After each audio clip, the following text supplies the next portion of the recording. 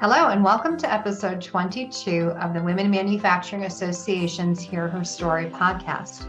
My name is Allison Graylis, and I am the president and founder of the Women in Manufacturing Association and Education Foundation. As your host, it is my great pleasure to introduce you to our guest for this episode, Tiffanie Lewis. Tiffanie is the Vice President of HR Technology and Service Solutions at Diebold Nixdorf. Previous to joining Diebold Nixdorf, she was Director of GBS Data Transformation, Analytics, and Insights at General Motors. She sits on numerous boards, including the Women in Manufacturing Association Board of Directors. Welcome, Tiffanie. Thank you, Allison. Glad to be with you today. Well, thanks for being with us, and we are thrilled to have our conversation with you today and to hear your story in manufacturing. So as we like to get started in the episodes typically of Hear Her Story, we often like to get to know a little bit more about the person, not just professionally, but personally as well, and to hear a little bit about your upbringing, your background, kind of how did you become the person you are. So maybe if you can tell us a little bit about where you grew up and what were some of your early interests and influences, that'd be great. Sure.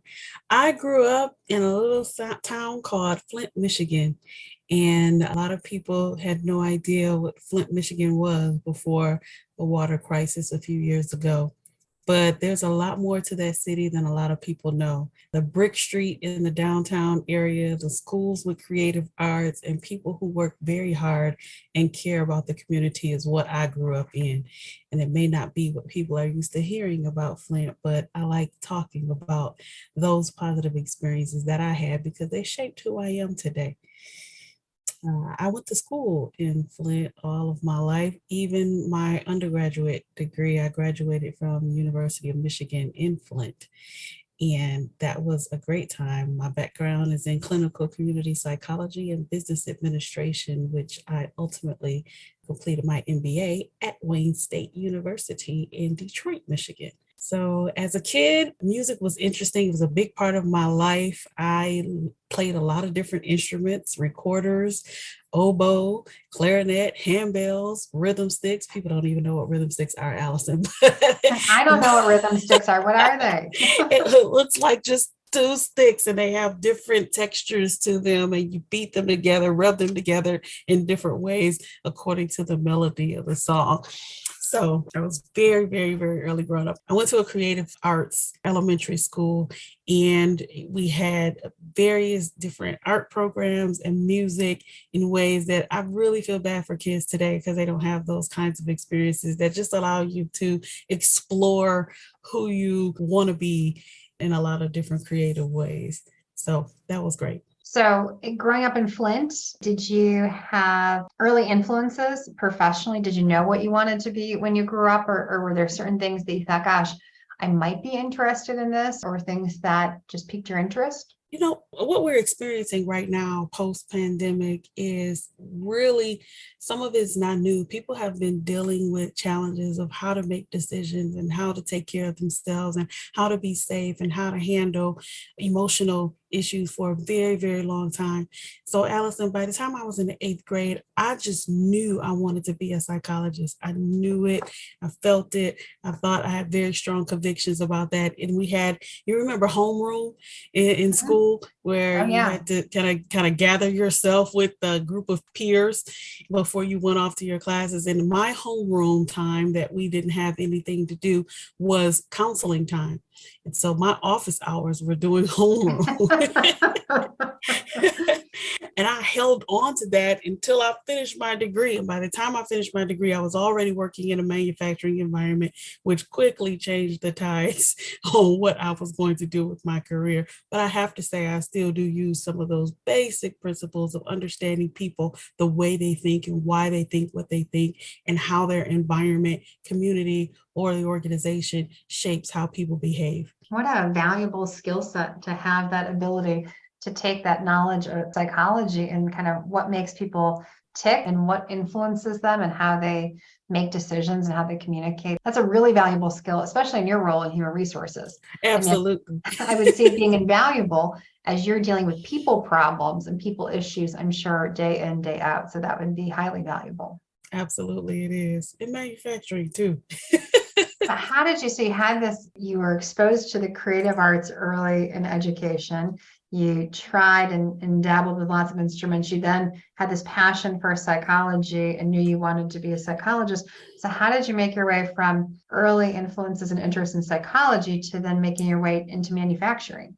Well, one of the things I learned about psychology was a discipline that was called organizational behavior and industrial organizational psychology. And I thought that was very interesting. And really, what interested me was how organizations use marketing to get people to purchase decisions.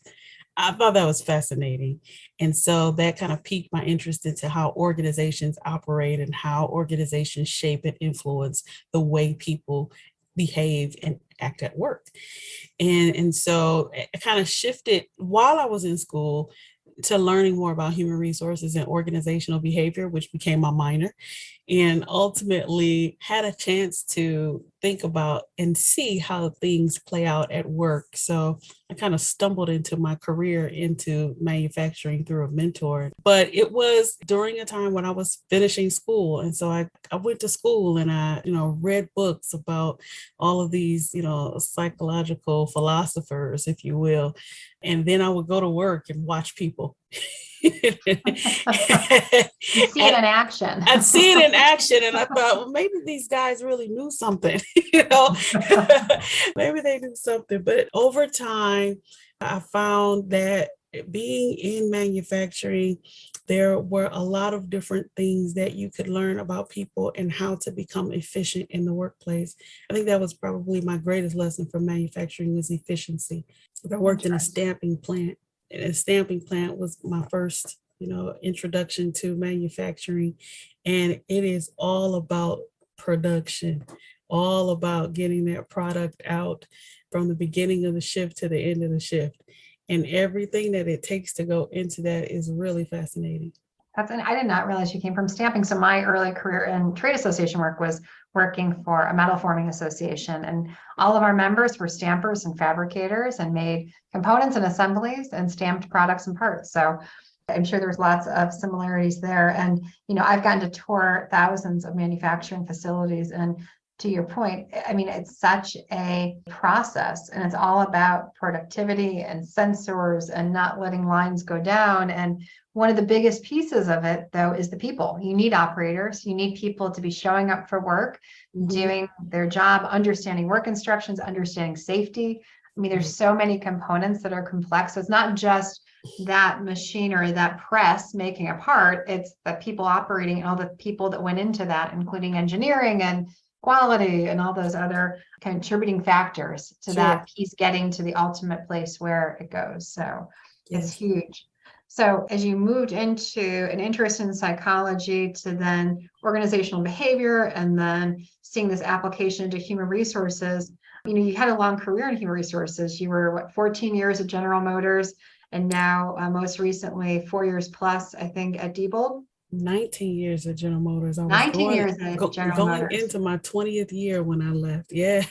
Wow. Yeah. So I was an intern or a co-op student for my first 4 years with GM. Yeah. 4 or 5 years almost with GM before I started my first full-time job, which was as an HR generalist. And HR generalist is where I started to learn more about other parts of the company, not just manufacturing, but more of the corporate staffs. For example, labor relations, I spent time in labor too and during that time. So I got to work with the union representatives and the committee chairs, and I was a part of our national negotiations and the umpire staff. And so one of the great things about working at a large company like that is you can have so much exposure to a lot of different things that aren't necessarily written in textbooks, and you can choose the path that you want to go down. And of course there are challenges with that, of course, but with the right people around you, right influencers, good mentors, good leaders, you can shape the career that you want to have. So you had this long career now in human resources, and as you reflect back, obviously you've got a long career ahead of you as well, but as you look at these many years that you've spent in human resources, are there any wins or any experiences that stand out to you as that was a great day, or this was a great project, or this is something I'm really proud about that I did in my role in human resources? Mm, I think there's so many of those moments.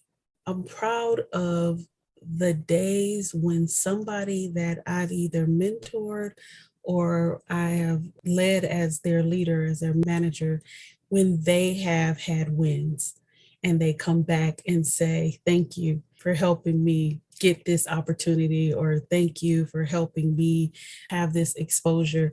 I remember one person that I hired.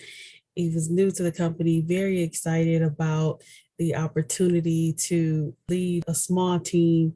And maybe about 6 years later, he was no longer a part of my team. He had a great opportunity to do an international assignment in Germany.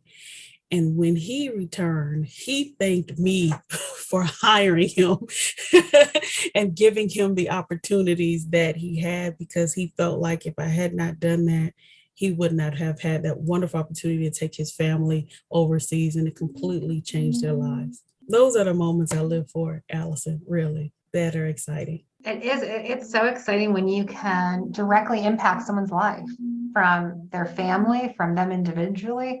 I mean, that's huge to have people like that come back and thank you. And to, even if they don't thank you, to see it, them being successful or them having a great career. So that's very rewarding. And I've seen the same with women. It's so very impactful to get to meet members that we've helped them professionally, or that we've helped change their experience at their company. So very rewarding. So as you look at your career in manufacturing, are there any challenges that you have faced? And if so, what are those some of those things that you have, strategies or tactics, or how did you handle some of those challenges that maybe you faced along the way in your career? Absolutely. I think one of the biggest challenges, Allison, is being comfortable in your own skin. And I mean that literally. Accepting who you are, accepting that you are a woman, accepting that you are African American, accepting that you grew up in a city where plants have closed, right? Or other, economic downturn has happened, and trying to decide where you want to go from there. It faces you every day, whether you like it or not. And so sometimes people use the reality of who you are or what you are, and they try to use it against you. And it's up to you to make who you are a strength, and your characteristics, and make it a strength. And I remember early in my career being at that plant, my manager saying that I wasn't organized. And I remember that same manager saying that I needed to make sure that I paid attention to my weight, because I'd never become an executive if I didn't. Wow. I remember being challenged as a production supervisor, and somebody saying, yeah, what I couldn't do and who I couldn't be, because I was a young person who didn't know anything. So those are a few challenges, right? Yeah. And at the end of the day, you've got to believe in your own abilities, regardless of other people's opinions, which are incessant. They don't stop. And so those are some things that you have to say, well, what am I going to do about it? Can I do anything about it? Do I want to do anything about it? You ask yourself those questions, and you deal with it. I would say I'm one of the most organized people today. Then a lot of people may say I can manage multiple projects at the same time and keep them all going full speed ahead. And was it because I got that Franklin planner that year and tried to be productive and organized? Maybe. Or was it because I was just determined to not let what was said to me be true? It's sad how so often we are told we can't do things and we aren't capable. And I know for me personally as well, when someone tells me I can't do something, that motivates me 10 times more than originally. It fires me up to say, really, I can do this, and I'm going to prove you wrong that I can do this and I can excel in this space. And it is sad that even present day in 2023, as we sit here, that just because of the color of our skin or our age or our gender, that certain biases and assumptions are made about our ability and our acumen and what we bring to the table. And it's sad that it happens time and time again in boardrooms and in meetings and at companies. And It's one of my kind of motivators and what ignites me to say, we need to continue to help make this change so that those things don't happen, but as well to help give women, like you're saying, and how you've possessed it yourself, that confidence to know it isn't true. I can do these things. Absolutely. But it's hard, as you said, it's incessant.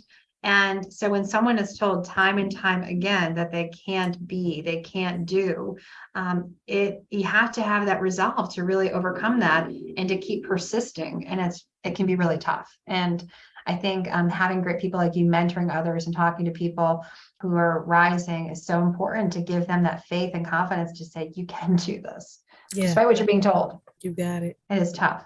So when you reach these, when you had these barriers, when you encountered people that telling you you can't do it, what were some of your practices, I guess, or what were some of those things that helped you stay the course and continue to kind of go for promotions and to rise in your career in manufacturing? I had a very supportive community of people around me. Today, someone may call that, your personal board of directors, your people who are going to see your potential, see your capability, see where you could go and not limit you, but give you some tips, insights, tricks, guidance, mentorship, coaching, all of that along every step of your career journey. You have to identify who those individuals are and don't expect that they're going to magically appear in your life. In some cases, there are people that show up and they show up in very interesting ways, and those are always helpful. But in some cases, you have to be very intentional about creating your tribe, creating that group of people who are going to be supportive of you no matter what, and who will help you get to where you're going. And you have to continuously add to that tribe. And no matter how high you get into your organization, you're going to need some people inside and outside that can help you along that journey. So I had amazing mentors growing up, some who I asked to be my mentor and some who said they told me that they would be my mentor. Let me say it that way. Yeah. He said, that's it. I'm going to mentor you. I'm going to help you. I'm going to help you figure this out. And it could be for a moment or it could be for a season, and it may be for a lifetime. And don't be disappointed if anybody is not for that lifetime, because those moments matter. And, I had, when I was early on in the plant, a guy told me, have you signed up for your pension? Have you signed up for your 401k? And I said, no, I haven't done that yet. He said, okay, I'm going to set you up. And he said, now listen, your portfolio is going to look like a 50-year-old white guy. You're going to have to be more aggressive than that. But he set me up for success early in my career. And I remember his name, and I did not cross his path after I left that plant ever again. But I have an amazing 401k today because of that man. So thank you, Jim. Wow. I love your statement around that personal board of directors. And I've heard that term a lot, but I like even more how you've named it your tribe. It's that tribe of people that they come and go, and maybe some of the players change, but you've got this group of supporters that it does take a village not only to raise kids and to raise families, but as well to kind of, I believe, firmly, it takes that tribe and that village to really be successful. You can't do it on your own. So much of what happens in our careers, some of it is driven by our design, and so much so is happening behind the scenes, and it's people talking about you, people advocating for you, people thinking about you when new opportunities come about. All those things happen because of relationships. And we can also be very blind to some of our own gaps and weaknesses and some of those things. And having that personal board of directors is so important, or that tribe, to really help make us aware of some of those things that could hinder us in the future. So I believe you have some truths or some things that you often talk about. Yes. One of those things that you've talked about that's impacted your career is this concept of owning your truth. Can you speak a little bit about what that means to you and what that means? Yes, I discovered I would say early in my career, because I see a lot of people still struggling with it who are in the workforce. And even though they may be a little older than me, they still struggle with owning their truth. And I discovered a while earlier that no one on this earth can search your soul but you. No one knows how you really feel. No one knows if something said or done hurt you or brought you great joy. You have to acknowledge what you really feel and think about yourself before you can deal with a situation honestly and directly. And so other people will always let you know what they perceive about you. They will tell you that you're too tall, you're too short, you're too fat, you're too thin, you're too light, you're too dark, your hair is not right. Your glasses, get contacts. You don't need those glasses. They make you look whatever they think they make you look. You should wear earrings. You shouldn't wear earrings. Wear pants, not a dress. You're going to always have people with this opinion of who you should be. But then there's who you really are. And you have to define that. That's between you and your tribe, figuring out who you are. Other people will always let you know what they perceive about you. The hard work is being self-aware and accepting it. I love that. And I think that's great advice for anyone who's listening to own your truth, and no one knows you better than yourself. And, a lot of people have baggage. A lot of people have been through a lot. I think there's always that phrase of, when you're interacting with people, and I'm sure you have this experience in human resources, you don't know what other people are dealing with. And as they come to you with crisis or with issues they're dealing with another coworker, what else are they dealing with? And I think that's one of those positive outcomes of pandemic is I think more than ever, we think about more the whole person that's coming to work, not just that person and their title and what they're doing in their day-to-day functions, but I think we're more aware now of other external factors that affect someone who's performing and maybe sometimes underperforming or struggling. Yeah, It's a bigger empathy. thing. It's having empathy, right, Allison? And so with empathy, it's thinking about, to your point, the whole person. This isn't just a worker who's this analyst or who's this specialist or who's this manager or director or VP. This is someone with a family. This is someone with friends. This is someone who has challenges with paying bills. This is someone who has challenges with taking care of their home, with staying in their home. This is someone who, lost a family pet, potentially, right? This is someone who has life outside of showing up to work every day. And that life impacts how they perform every day. And this someone is you. This someone is me. And if we have a little bit of empathy, then we can work more effectively together. We can collaborate more. We can understand that our urgencies may be different, even though we have a shared goal. Such wise words, Tiffanie. So you strike me as a very positive person, someone who probably sees, I think, the best in others. When you're dealing with lots of employees and lots of crises and lots of issues, how do you stay positive, and how do you continue to kind of find these best things in others and these positive attributes of employees? Yes, I think, Allison, one thing that grounds me is I'm a very spiritual person, and I like to find meaning and purpose in everything. And so finding meaning and purpose is, for me, it's a personal journey, but it's also finding meaning and purpose in the interactions that I have with others. And so what can I do and how can I achieve purpose when I'm having this conversation with you? There are women who are going to hear my story. There are men who are going to hear my story. And what's the purpose? What do I want to achieve? What do I want to accomplish as I convey my answers to your questions today? So I think about those things, and I probably overanalyze it. Don't worry about it. I think about this and have a conversation with my therapist. That's okay. I'm all right. But I like to see the best in others because somebody saw the best in me. Someone mentored me. Someone coached me with my career. Someone developed me as a leader and is working with me as I develop as a leader. And so these three areas in particular became important to me. With mentoring, I believed in it so much that when I was at General Motors, I created a small group mentoring program for our employee resource group, where thousands of people over the last several years have gone through that mentoring program. It still exists today. Wow. With career coaching, I like people to see what's in themselves and what they're capable of. And sometimes people don't see it initially. So I challenge them. I told one of my direct reports about a year ago and said, as we were having the performance feedback, which I am very intentional with performance feedback, I'm not one of those leaders with like a 1 or 2 liner and say, great job, kid, because that was done to me before and I hated it because I didn't know what to do next. And so what I said to her is, you need to work as you grow in your career on learning on the fly and get comfortable with that. get comfortable with being uncomfortable. And before we knew it, like 6 months had gone by, and her leader, who was my direct report, left the company. And I asked her to step into that role. And this time around, when we had that performance dialogue, and I said, even though you stepped into that role with knees knocking, hands shaking, you did it. And I said, you may have exceeded your own expectations. I said, but you met my expectations because I saw you could do that. So in those moments are the ones that matter, Allison. Definitely. So that was important to me. Or saying to a leader when it comes to development, if you want to grow, delegate.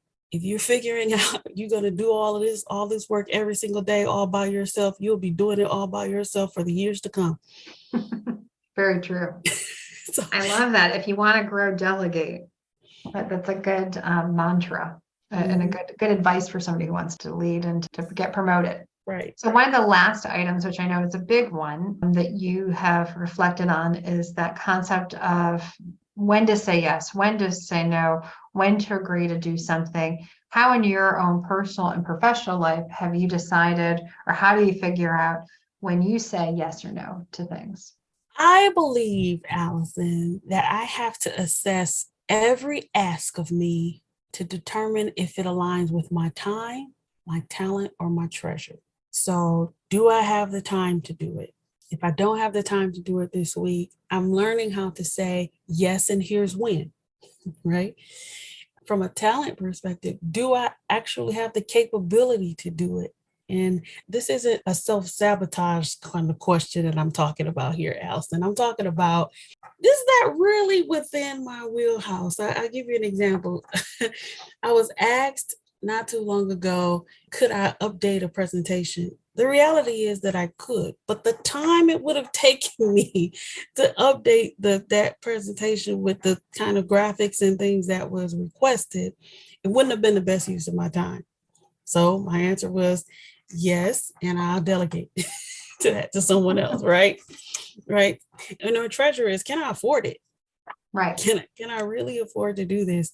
And sometimes we don't take the time to ask ourselves those kinds of questions. We just try to make a rash decision, and which is usually the yes. It's usually the yes, I'll do it. And you drop everything and you try to fulfill another person's need. But that's not always the best thing to do, because dropping everything that's on your plate, especially those things that are for you, things that you need, things that you want, things that you desire, just to say that you were able to meet a need for someone else, it isn't always the best thing. So you have to take that time and do an assessment of what's being asked of you. It's great advice. I love that. I think great advice about reevaluating when you have those opportunities that come your way, being very thoughtful about saying yes or no. And that alignment, I loved it as you spoke about with that time, talent, and treasure. How does that impact? How does that align with those things is really important. We always end our podcast, Your Story, with some rapid fire questions. Okay. So the first is, do you have a favorite quote? And if so, what is it and why? Yes. Whatsoever things are true, whatsoever things are honest, whatsoever things are just, whatsoever things are pure, whatsoever things are lovely, and whatsoever things are of good report. If there be any virtue, if there be any praise, think on these things. That is one of my favorite quotes, because when I was struggling, when I was not even a teenager yet, probably 11 or 12 years old, I was struggling emotionally with a lot of different things. And my mother asked my grandfather, who was a calligraphist, to write that quote onto some parchment paper, which he did. And I still have that today. I love that. I love that quote. And what is your favorite book and why? Unbreakable Spirit, Rising Above the Impossible. One of my favorite books because I was one of the authors on that bestseller. Really? Yes. I've never heard of this. Unbreakable Spirit. I'm gonna have to buy a copy and read your work. Thank you. And what was the last place you traveled and the next place you traveled? New York was the last place, and Clearwater, Florida is the next place. How about that? And as we close this episode and conversation, which I've so enjoyed, by the way, We ask for a single final piece of advice that you would want to share with the next generation of women, either current generation and future generation of women in manufacturing. Develop a strong conviction about something that's important to you. You can build your confidence on that. I love that. That is very powerful. Well, it has been such a delight to talk to you today, Tiffanie. You are an amazing person. You have a great story, and I look forward to continuing our work together and staying connected. And I know you inspired me today through our conversation. I'm sure you inspired our listeners as well. So thanks so much for being part of Hear Her Story. You're welcome, Alice, and I'm glad to have the opportunity to share. Thank you for listening to Hear Her Story, a podcast produced by the Women in Manufacturing Association. Be sure to share, review, and subscribe to Hear Her Story on Apple, Google, Spotify, or wherever you like to listen.